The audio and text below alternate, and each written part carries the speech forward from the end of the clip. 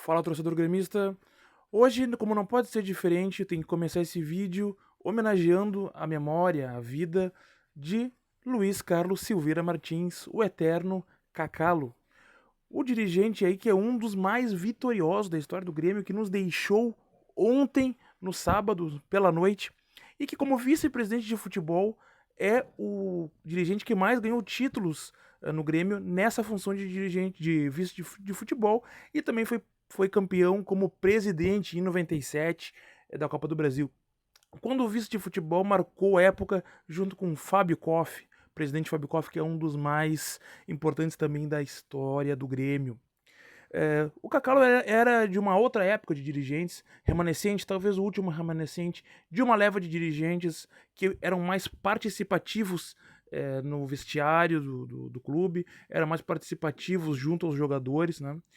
Para efeitos de comparação, hoje nosso vice de futebol é o Antônio Brum. Mas, de qualquer maneira, fica aí os cumprimentos para a memória do Cacalo e desejar aí força para a família desse grande dirigente que nós tivemos. Bueno, minha gente, vou pedir para vocês darem um like aqui, se inscrever no Análise Gremista, para a gente falar da vitória contra o Criciúma, uma vitória importantíssima, jogo fora de casa, lá em Santa Catarina. O Grêmio aqui, na situação que se encontra, tem que comemorar muito qualquer vitória fora de casa, porque convenhamos que o Grêmio tem tido muitas dificuldades para jogar fora dos seus domínios. Até nos seus domínios tem tido dificuldade. Mas foi uma vitória importantíssima. E aí, gente, não tem como não iniciar a análise do jogo fazendo o óbvio, comentando o óbvio. Que diferença jogar com meio de campo? Que diferença jogar com meio de campo povoado? Esse, é claro que tem sido o grande problema do Grêmio, ou um dos principais, nas últimas partidas apontados por aí, a comunidade geral do futebol no Rio Grande do Sul. Mas dá pra dizer que eu considero que isso vem sendo um dos problemas do Grêmio já há bastante tempo. Na verdade, não é nem desse ano esse problema, na minha opinião. É claro que nos últimos jogos ficou mais escancarado nos jogos da Libertadores. Mas para quem acompanha o meu canal aqui há mais tempo, eu abri esse canal aqui durante o Campeonato Gaúcho desse ano. Na época, eu já reclamava da ausência de povoamento do Grêmio no meio de campo. Os jogos contra o Fluminense, em especial no jogo contra o Fluminense agora no último jogo, foi o auge disso e eu ainda falei: que tática é essa? Simplesmente ter dois jogadores espetados pelas pontas e ficar lançando bola pelo lado. Que tática é essa? Pois no jogo de hoje, óbvio, uma disputa forte no meio de campo. E aí, outro ponto que tem que ser aqui colocado como algo evidente. Monsalve já sentou no banco de reservas desse time. Como isso aconteceu? Que jogador de qualidade, Miguel Monsalve. Qualidade, habilidade, drible, pensa rápido o jogo, bom chute, bom passe. Um jogador diferenciado. O Grêmio acertou em cheio na contratação desse jogador. O que pagou por ele foi barato. Joga muito. Como que esse jogador ficou no banco de reserva nos dois jogos que o Grêmio foi eliminado na Copa do Brasil e na Libertadores? Mas isso é inexplicável. Inclusive, hoje eu consegui ouvir a entrevista do Renato. Deu entrevista mais rápido logo depois da partida, porque eles iam pegar a estrada para voltar para Porto Alegre, né? Então hoje eu consegui ouvir a entrevista do Renato antes de gravar o vídeo aqui. Renato justificou, né, que era óbvio que essa pergunta viria, né, dizendo que não, ele tá chegando, eles ainda não entendem o que a gente fala, é outro idioma, a gente também não entende, eles não sabemos nem das características dele e eles não sabem das características do time. Pô, mas como é que não sabe as características do jogador? Como é que contratou então? Mas isso daí não tem que pôr na cabeça. Outra coisa, quando o jogador vem de fora, tem que passar um tempo no banco, ele falou isso aí, né? Diego Costa, quando veio, chegou titular. Bright Waite, quando chegou titular. Quando o jogador tem nome, é famoso, já chega titular.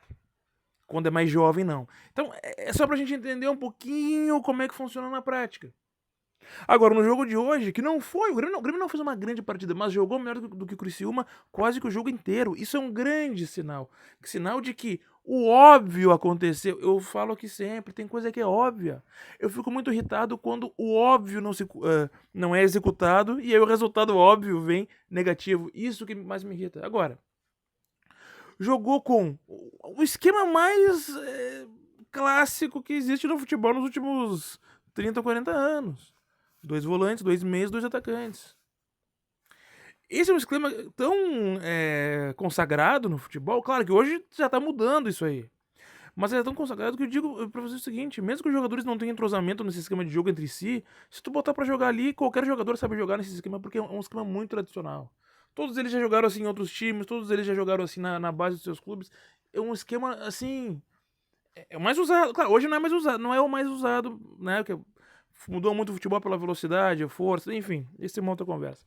Mas o Grêmio hoje, com o Monsalve e o Cristaldo, o Monsalve jogando muita bola, o Cristaldo, olha, melhorou um pouquinho também, mas, claro, ele não se movimentou tanto. Agora, veja só, quando tu tinha um sistema assim, que tu tinha um jogador pela ponta, eu sempre falei isso aí, quem fez meus vídeos sabe.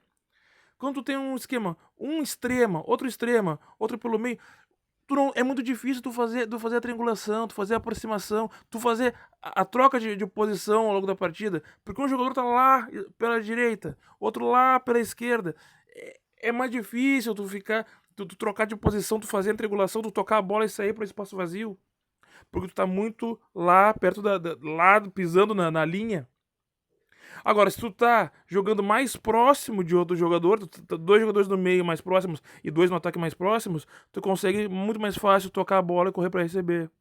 Tu consegue triangular, tu consegue tabelar. Sem contar que tu não entrega uma avenida pro adversário. Aliás, nós tínhamos uma avenida em campo. Porque o começo do jogo, o Criciúma começou apertando o Grêmio por onde? Nas costas do Reinaldo, como fazem todos os adversários. É outra coisa que eu falo aqui em todos os meus vídeos.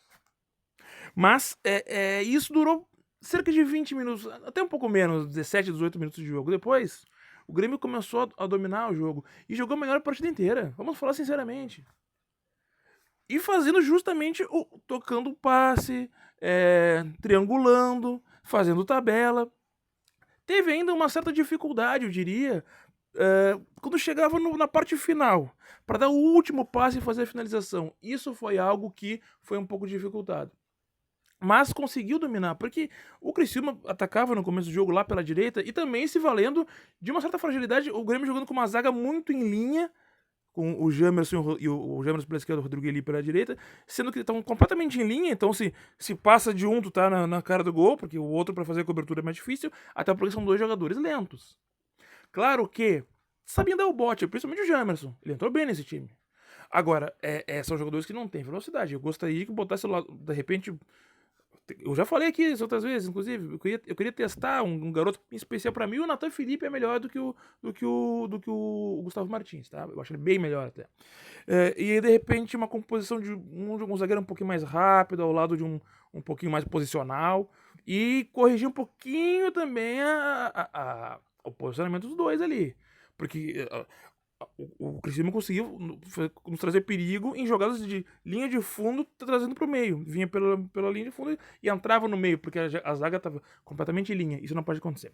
Mas do meio pra frente, o Grêmio teve uma movimentação muito superior ao que vi nos últimos jogos. Gente, isso é óbvio. Inclusive o Soteldo conseguiu mudar de lado algumas vezes. Não fez uma grande partida do Soteldo, mas ele é sempre perigoso. Isso é uma coisa que também eu sempre digo. O Soteldo ele tem essa qualidade de sempre trazer perigo para o adversário. Nem todos são assim. Braithwaite hoje não fez uma grande partida, mas ele é posicional, ele sabe dar o passe, ele sabe se posicionar. Ele poderia ter se posicionado mais até no meio dos zagueiros. Por isso até que o Renato botou o Arezzo, que entrou bem. Ele entrou bem. Também tem que comentar o Aravena. Porque o Aravena, nas partidas anteriores que a gente tinha entrado, eu já tinha falado, a gente tem que ter calma, tudo bem. Mas ele não tinha entrado muito bem. Hoje entrou melhor. Fez a jogada do gol do Monsalve. Aliás, ele fez uma boa jogada e o Monsalve deu um toquinho de qualidade na saída do goleiro dele, o goleiro Gustavo do Criciúma, que eu até acho bom goleiro. Mas eu diria que essa vitória de hoje, ela dá um ânimo, dá uma expectativa. Isso não apaga os erros dos jogos passados, tá? Mas dá uma luz, um sistema mais racional, não é? A escalação de hoje foi mais óbvia. E o resultado foi mais favorável, gente. Futebol tem coisas que são simples. Quando a simplicidade não entra em campo, entra a invencionice, a gente tá muito mais próximo da derrota. Aprendam com a memória de Luiz Carlos Silveira Martins, que sabia fazer o óbvio quando era dirigente, sabia ter brilho em campo, e a gente felizmente pôde honrar com essa vitória. Obrigado, gente.